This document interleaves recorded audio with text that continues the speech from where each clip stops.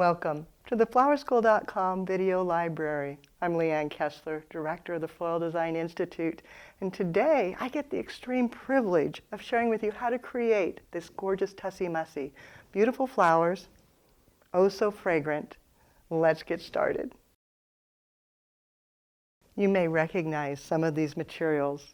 Yes, these are the 50 flowers that I used when I did the compote design, the leftovers. That's why I love ordering from them. There's always an abundant supply in the box, and I can do all kinds of things. So I've got the Dusty Miller. It's so long-lasting, fabulous, perfect for a Tussie Mussie. Tweedia, and that blue, Pantone color of the year. Garden Rose in the pink, Pantone color of the year. And then the anemones, scabiosa, and lamb's ear. So fuzzy, a perfect addition to the Tussie Mussie.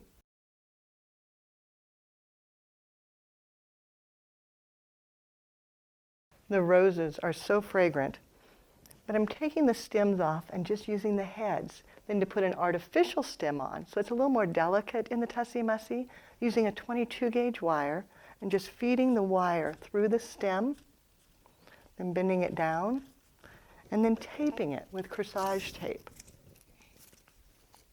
concealing the wire so it looks totally professional.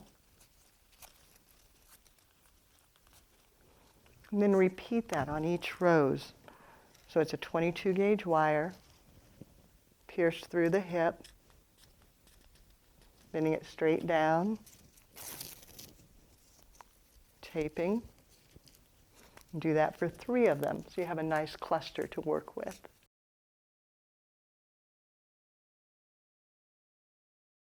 Lamb's ear is so wonderful, so soft, great color, but it's a little bit difficult to work with because it dehydrates so quickly and then it goes limp, and that makes us sad. You don't want that. You want it to be beautiful. So the trick I use there is I actually spray glue my leaves onto another leaf. So I'll put spray glue on the back and then adhere them directly to a solid leaf, anything that's hard and leathery that doesn't dry out. And the glue I use, Super 77 3M spray glue, works the best. Just spray the back of the leaf and then attach it directly to the other leaf. And you can see it's perfect. It works like a straitjacket almost.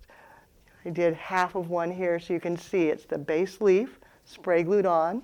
And that way, when I go to work, I can just tuck them into the bouquet and know they will not go limp.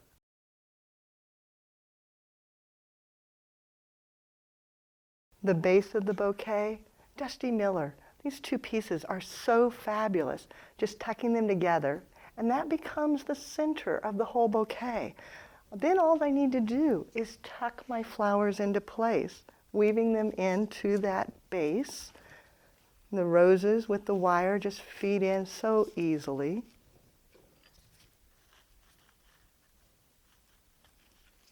Then coming back with the Tweedia and tucking that in. And the Dusty Miller supports everything, so I don't have to worry.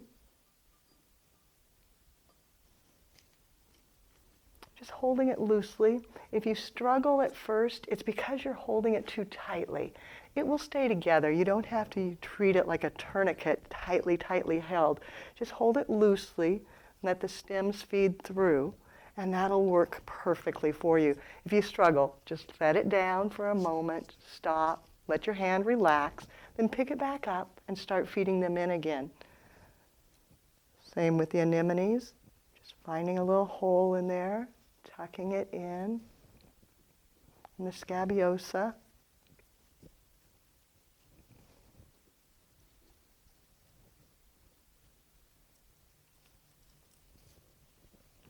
And then just keep turning it, looking to see where you might want to add another bloom. And then after you get all the flowers in where you want them, go back and add your collar. It's very easy, just taking the Dusty Miller and adding them around, not the Dusty Miller, the lamb's ear, and adding it around, creating a beautiful collar for all your fresh flowers.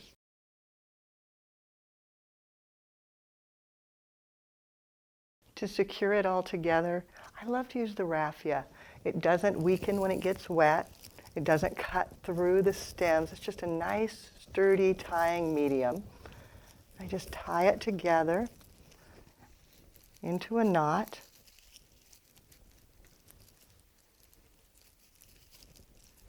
And then go back and cut the stems. You want it to be about 1.5 hands to 2 hands at most, but 1.5 hands is pretty good. And just cut them short.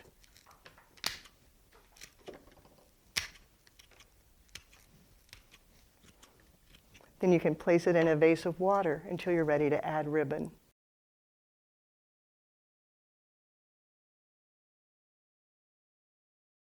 To finish the bouquet, just a small amount of ribbon. Take and fold the end in so you have a nice clean edge so you don't have the cut end to show. Then cut off the extra raffia. You don't want that. Then wrap with the ribbon, just round, and ending with the folded end on the outside, nice and snug, and then go back with tiny little decorative pins and pin it into place straight through the ribbon into the bouquet.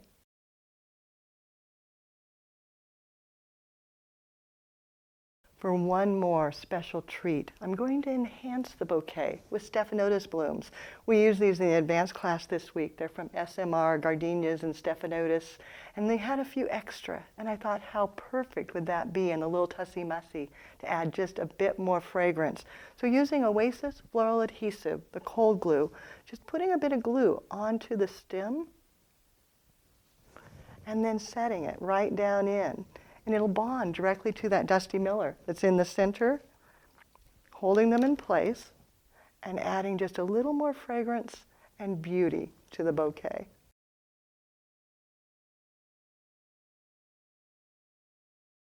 The romantic Tussie Mussie in the Pantone colors of the year is fabulous. Now, if you want to see the compote design I did that coordinates with this, check out our website, flowerschool.com. It's in the video library. If you have questions, you can reach me through there or pick up the telephone at 503-223-8089. If email is easier, use my personal email. It's Leanne, Leanne, @floraldesigninstitute.com. Now it's your turn. Have fun and do something you love.